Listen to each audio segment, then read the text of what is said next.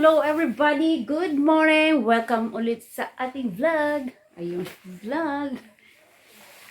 So ngayon, wala akong pasok. Hindi. Meron akong pasok pero nag-day off ang lola nyo. Kasi holiday naman kayo ngayon. Nag-day off nila ako. Ginamitan ko siya ng UQ. Yung leave. Ang tawag niyan? Pag may, na-loading na naman tayo dahil every vlog loading talaga lola. Pag nag-day off ka, may bayad yung day off mo. So, yun ang ginamit ko. And then, ngayon, dahil uulan na ng snow this Saturday, punta tayo ng garden. Ayan. Hanip ang lola. Magdala tayo ng inumin. Magdala tayo ng inumin. Inumin namin dito. Ayan. Isang box ang binili ni Amang Hari na. Hi! Oh! So, ayan, alis na tayo. Punta natin garden. It's garden time. Ayan si Manoy. Ha? Ang ating dala-dala. Dala tayo ng radyo. Char. Matanda talaga, day. Dala ni Papa yung sucker. Yung ating sibuyas dahon. Ayan, dami, diba? Oh. Sibuyas dahon lang kayo dyan. Tagpipiso lang ang isa. Ang lalaki pa, oh, di ba? Hindi kagaya ng Pinas na sibuyas dahon na ang liliit, di ba? Dito ang lalaki. O, so, yan. Ayan. At ang ating papa ay, kapugis akong palangga. Ay, ginoo ko.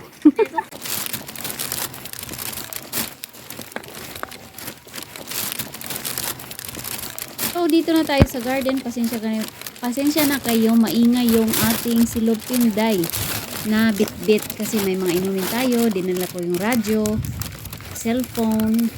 O, ayan. Ito yung garden ng mga kapitbahay namin. Ayan, nakahilera dyan. Ayan, di ba? Ang gaganda ng tanim nila o ang tataba. Ayan, cabbage yan. Ayan, radish. Sa kapitbahay namin yan. Ayan, sibuyas dahon, broccoli. Ay, etong nasa gilid ito, amin na yan. Ayan, ito, amin na. Medyo hindi ganong lumalaki yung amin kasi na-late kami ng pagtanim. Busy kasi kami sa work, kaya ayan. Medyo late lang yung cabbage natin, di ba? O, tignan nyo. Ewan ko lang kung okay to. Kailan kaya makukuha yan, no? So, ganyan lang ang buhay natin. Tsaga-tsaga. Hihintay natin hanggang sa lumaki yung mga tanim namin. Ito naman yung ating sayote. Welcome to our sayote vlog. O, diba? Tuloy lang ang buhay. Kahit, ayan, oh, kita nyo. Kahit maliliit lang sila, pero kunin na natin kasi winter na. Ayan si Inang Reynan nyo. Yung bahay-bahayan niya. Kasi sinabihan ako ng kaibigan ko na kailangan daw lagyan ng yung atip ba o yung bubong, parang bubong ba para hindi siya malamigan gaano. So ayan, kasi super lamig na talaga at mag-i-snow na, kukunin na natin siya. Ayan, 'di ba? Medyo malaki-laki lang ng konti. Naawa man ako sa sayoting kunin pero wala tayong magagawa. Taglamig na. So, panoorin nyo lang ako. Ganyan ang aking buhay dito. Araw-araw, daily life. Ayan. Kunin natin yan. Yung mga sanga-sanga ng sayote. Yun.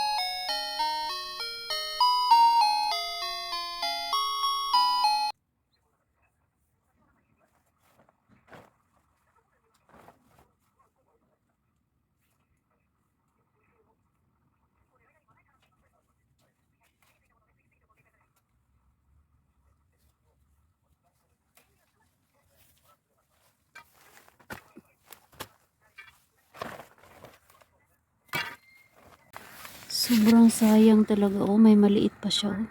Next year, agahan ko ng itanim to.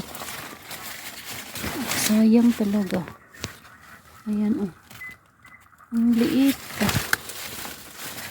Gusto pa sana mabuhay, pero wala na. Kailangan nang kunin siya kasi mamamatay pag winter. Yan lang. Sayang. So ngayon, ang gagawin natin, harvest tayo ng tanglad. Kasi hindi na natin makukuha to pag uulan ng snow. So kunin natin lahat. Pero ititira natin tong puno para next year. Ewan ko lang kung tutubo pa siya. Try natin, experiment. O diba? Iwan natin yung puno sa gitna ng snow kung tutubo ba siya pag spring na.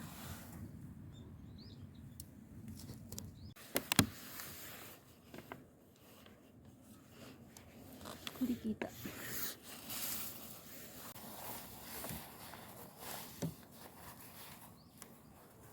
Ang laki, diba?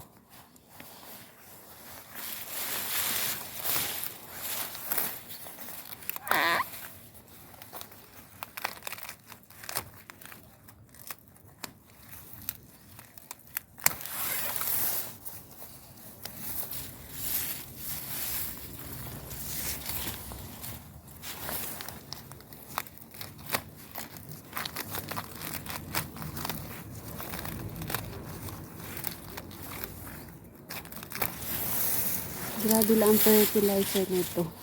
Sobrang taba. Sobrang taba ng ating tanglad. So gupitin natin dito para hindi siya mahaba. Pamigay ko ito bukas sa katrabaho ko.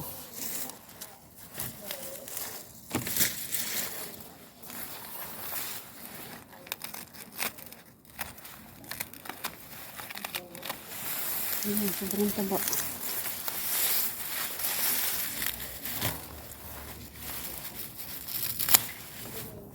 Hindi ba? Kung may bibili lang, ibibenta ko ito. Kaya lang, wala.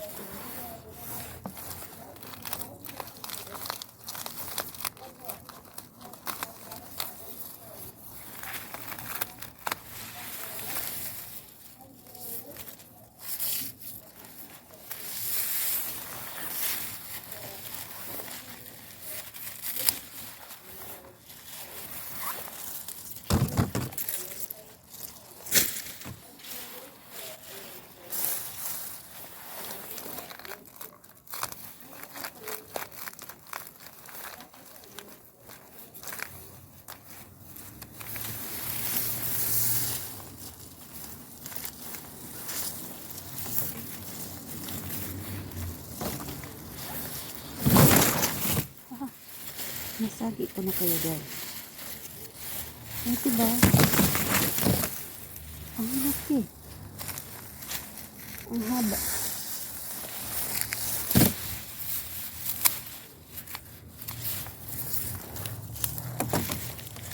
Sobrang taba.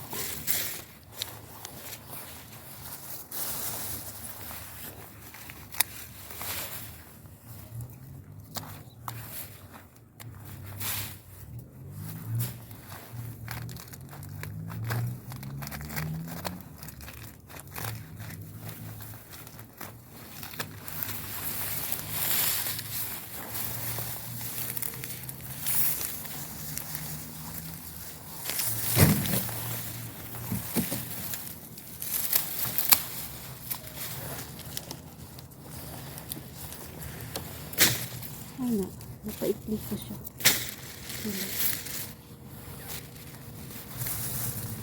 Tignan nyo, ang laki.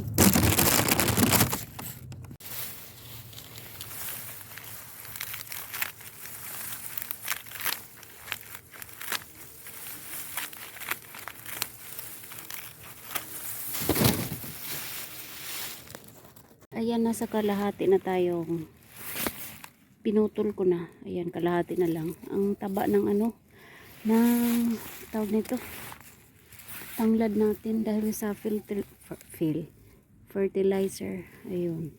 Sakit na ng kamay ko sa gunting. Ayan yung nakuha natin. Ito siya, oh. Ano natin. Ayan. Ready na tinola na to. Okay, gura na.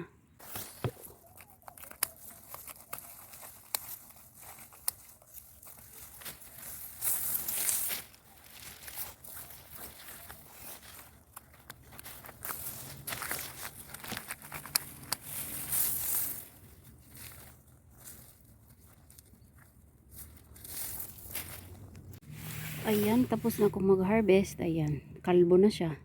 So, ititira natin yan. Yung puno na yan para pag spring, tutubo ulit siya. Ano lang natin, hindi ko pa alam ha, first time ko kasi. Iiwan natin yan dyan. Yung roots niya, baka okay pa hanggang sa matabunan siya ng snow. Kasi pang tag-init lang kasi itong lemongrass, di ba? Kung kakayanin niya ba ang 3 months na winter dito, snow. Pero lalagyan natin siya ng cover, yung lumang tawag nito, yung aluminum, para hindi siya madaganan talaga siya ng snow. So try natin. So yun na, okay na ang ating pamigay. Ibenta ko to, jar. Negosyante. So yun, yung tanglad na nakuha natin, i-post natin yan kung may bibili o wala. Kung wala, i-frozen natin para may gagamitin tayo sa winter na pang tinola. May sayote na tayong harvest kanina, 5 piraso, pero okay na yun. Okay na ang ating pantawid gutom. Basta magsikap ka lang, may tiyaga, okay na yan.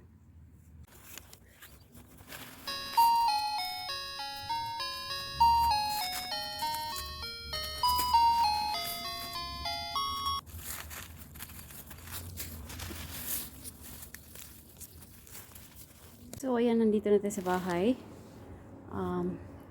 Ayun, hinugasan ko na yung tawag dito, lemongrass.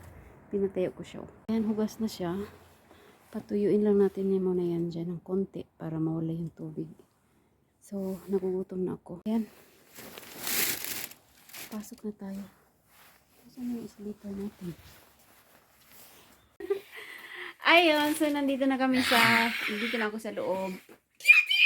Ano unsa man ka dong? Ay, what happened to you dong? 気持ちいいって英語で何？ Kimoy? 気持ちいい。 Kimochi? Oh my god. 違う。何？ Ha? ね、気 Kimochi? 持ちいいって何？ Feel so good. 本当？ I feel so good. いや、いけ Mag-inang や、 ewan. 石丸さん見てる。 Ito na ang ating nakuhang sayote. Oh, ayan, shout out sa nagbigay ng aking pantanim na sayote. Ayan, tumubo na siya, bakla. Shout out sa iyo, maraming salamat. Yan lang talaga ang tumubo dahil mula nung summer, hindi siya gaanong lumaki. Ngayon na lang siya lumaki nung nag-umpisa ng ulan-ulan. Medyo lamig-lamig na siya. Yun. Kaya, ayan lang ang ating sayote. Next time, next year, puhon maloy Ginoo, no? In God's will, yan. Agahan ko nang maghanap na ako ng pantanim na sayote dito. Kasi mas maaga siyang dapat itanim. Late na kasi ako binigyan ni bakla, kaya ayan. Medyo na-delay yung ating sayote. So, gayon pa man, napaka-grateful ko talaga dahil may kaibigan akong naalala niya ako lagi na bibigyan niya ako ng ganitong pantanim para may maani din ako. So, ayun, maraming salamat sa iyo, bakla. Friend ko siya, matagal na. So, ayun, ito lang kami. Ilan ba? 2, 4, 6, 8. Hala, oy. Ang liliit, ang cute nito, Jai. Naawa ako sa sayote ko kanina nung kinuha ko na siya sa puno. Kasi may napakaliit na sayote doon na ayoko pa sanang kunin yung sayote na yun dahil magwi-winter naman kasi hindi na siya pwede. Pinagkukuha ko na siya sa puno. Naawa ako doon sa mga maliliit. Gusto pa sanang mabuhay, kaya lang No choice na winter kasi. Ha? Ay, thanks God natapos din ang ating, ganito pa rin ang jacket ko, no? Okay lang yan. Basta't hindi naman tayo mabaho. Natapos na namin sa labas, pero hindi pa talaga as in totally. Tapos, may liligpitin pa tayo mamayang mga ipapasok natin para sa hindi siya maulanan ng snow. Din ngayon, tanghali na. Sobrang tanghali na. 1:07 na dito sa aming relo. Kaya ayan, kakain muna kami ng ramen, yung noodles lang. Pang madalian lang pagkain. Nagugutom na kami. Hello, welcome to the vlog. Ayun. Hapon na, gabi na kanina, alauna pa, nagtanghalian kami. Alauna 7 yata yun, 1:07 PM na kami nagtanghalian. So, late na talaga siya. Pagkatapos ng pananghalian namin na yon, uminit yung katawan ko dry. Hindi sa ibang uminit ano siya, sa sobrang pagod at nalagyan ng pagkain yung tiyan. Siyempre, pag busog ka, no, para tayong baboy na aantukin. O di ganun. Yun, nakatulog ako ng konti at nagising ako mga 3:30 na yata. At nagligpit ako dun sa labas, hindi ako naka-vlog kasi walang stand yung ating camera bells. Kaya, ayan, paugag-ugag siya. Kasi mano-mano lang tong ating kamay ang hawak natin. O, tignan nyo. O, diba? Ganyan ang buhay. Wala tayong pambili. Pahingi naman ang pambili dyan, mga day. Nang hingi, no? So, yun. Ngayon, hapunan na naman is, ngayon, ayan, 6:09 na naman. Mag-prepare na tayo ng panghapunan. So, ngayon, ang gagawin ko is magli-liver ako. Liver at gigrill ulit tayo ng isda. Ayun. Umalis si Amang Hari, nagtrabaho na siya. Nag-half day lang siya. Mga 11 midnight na yun uuwi. Kasi, ano siya, panghapon siya ngayon. Hindi, ano lang, saglit lang yun, mga 4 hours lang ang trabaho, noon uwi na naman yun. So, before and after, kanina, di ba, naawa talaga ako doon sa, inisip ko ba hanggang ngayon, naawa ako doon nung hinarvest ko ang ating sayote. Sabi ko, ay naku, pasensya na talaga sayote. Habang kinuha ko siya sa puno, pinagugupit ko na siya kasi wala nang magagawa. Ay, sabi ko next year, agahan ko na tanim ng sayote. Naawa ako eh. Ang dami pang maliliit. Gusto pa sana mabuhay dyan. Kaya lang, wala tayong magagawa. Winter dito. Hindi pwede nating pabayaan lang sa garden kasi kawawa din yung mga tanim, no? Iiwan mo lang. Tapos, yun, basta nilinis ko doon kanina sa garden, malinis na yung pinagkuhanan ko ng sayote, yung puno ng sayote, pinagbubunot ko na, pati yung mga stick.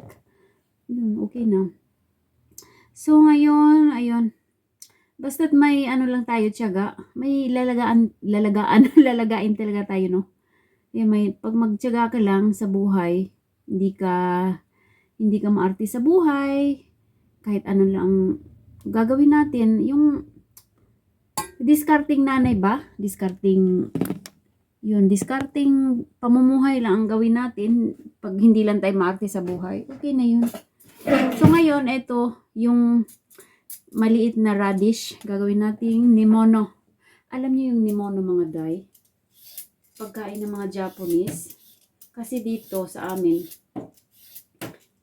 hindi ka lang, pwede man kumain ng kanin at ulam lang, pero dito kasi may mga side dish. Kailangan may gulay sa gilid, may fresh salad, yung mga ganyang bagay.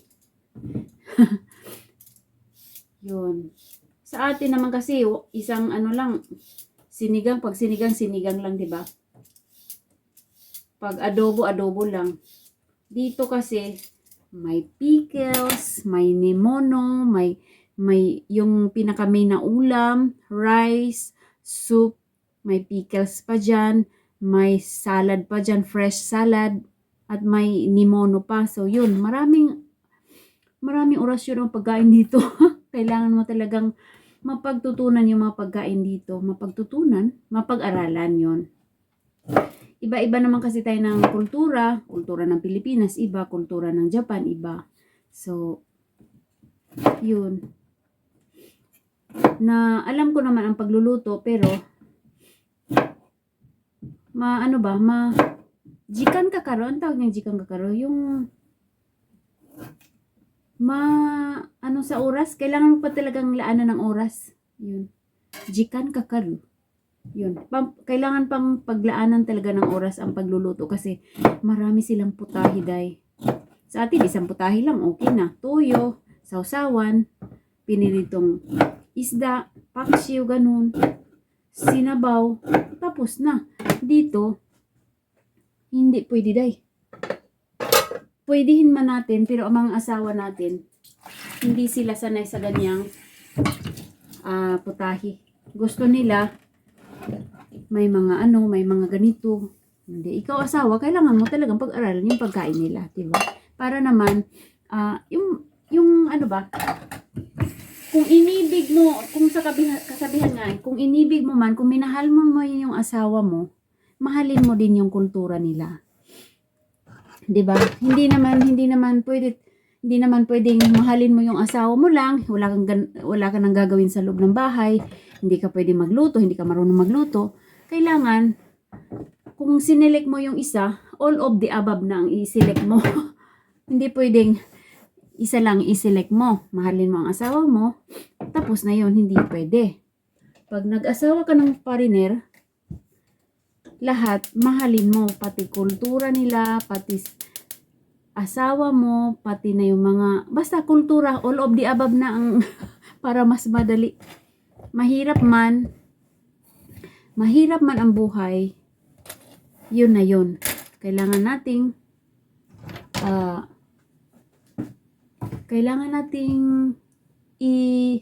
tawag nito, na-loading na naman Lola Jai. Grabe na yan. Mahalin mo ang kultura nila, basta yun na yun. Pag nasa ibang bansa ka kasi, syempre mahirap mag-adjust sa una pa lang. Pero ako 22 years na ako dito, 21, ganun, 22. Medyo na-adapt ko na din yung mga kultura nila, yung mga ugali ng mga Hapon na napag-aralan ko na din kung paano makipag-communicate, kung paano salamuha sa mga Hapon, yung mga ugali ng mga Haponesa. Nakukuha ko na din yung mga ganong bagay. Kasi mahirap pag yung selfish ka lang, hindi ka marunong makipagsalamuha sa ibang lahi, estranghero tayo. At kailangan natin yan sa buhay natin. Kailangan natin tayo ang mag-adjust, hindi sila pwedeng mag-adjust dahil tayo ang nandito sa bansa nila. So ngayon, marami na akong daldal, di ba? Ito yung mga harvest naming sibuyas dahon. Dami naming sibuyas dahon kanina, day. Niligpit ko, iba-iba yung natin, topic, pasensya na. So yun, kailangan natin i-adapt yung kultura nila, kailangan nating pag-aralan. Kasi nandito tayo, kasama natin yung mahal natin, o diba? Char! Nagdrama ang lola. Yun, may mga anak na kasi ako, kaya pinag-aralan ko. Ang hindi ko lang pwedeng pag-aralan, ay pwede naman. Ang hindi ko lang talaga mahirap pag-aralan talaga yung nila, yung salita. Hindi, yung kanji, yung pagsusulat. Kasi dati, maliit pa yung bunso ko, pumunta kami sa hospital, may check-up kasi yung bunso ko. Sabi, may susulatin. Nag-explain ako sa nurse. Sabi ko, ma'am, oh my God! Sabi ko, ma'am, hindi ako marunong magsulat ng kanji. Ito na, pinasulat ko na sa asawa ko, may papel kasi akong dala. Karga-karga ko yung baby, yung pangatlo kong anak. So ngayon, sabi nung isang nurse, sumagot yung isang nurse, sabi niya, ay hindi, kailangan mo magsulat talaga. Buti na lang yung isang nurse na kinausap ko, mabait siya, naintindihan niya yung kuto natin, yung feelings ng isang foreigner na hindi mo alam magsulat, hindi mo alam magbasa, pero nakapagsalita ako. Tapos sabi nung mabait na Haponesa, nung nurse, sabi niya, ay okay lang yan. May sulat naman ang asawa mo, pinilapan na naman niya. Sabi ko, oo ma'am, yes ma'am, sabi niya. Oh okay, no problem, no problem. Sabi niya, buti pa nga daw ako nakapagsalita ng Hapones, ng Japanese, kaysa sila, hindi sila nakapagsalita ng English. Sabi ng nurse na yun, mabait siya day. Sabi niya, ako nang bahala, walang problema, wala kang, siya, mataas siguro siya doon sa mga nurse na yun, sa kahileran ng nurse. Siya ang nagdesisyon na, hindi, okay na. Wala na akong isinulat nung time na yun. Pasensya na sa camera day. Tapos nung time na yun, sabi, explain siya na, buti nga kayo nakapagsalita kayo ng Japanese. Kami nga, hindi kami makapagsalita ng English. Talagang lingwahe lang daw nila ang alam nila.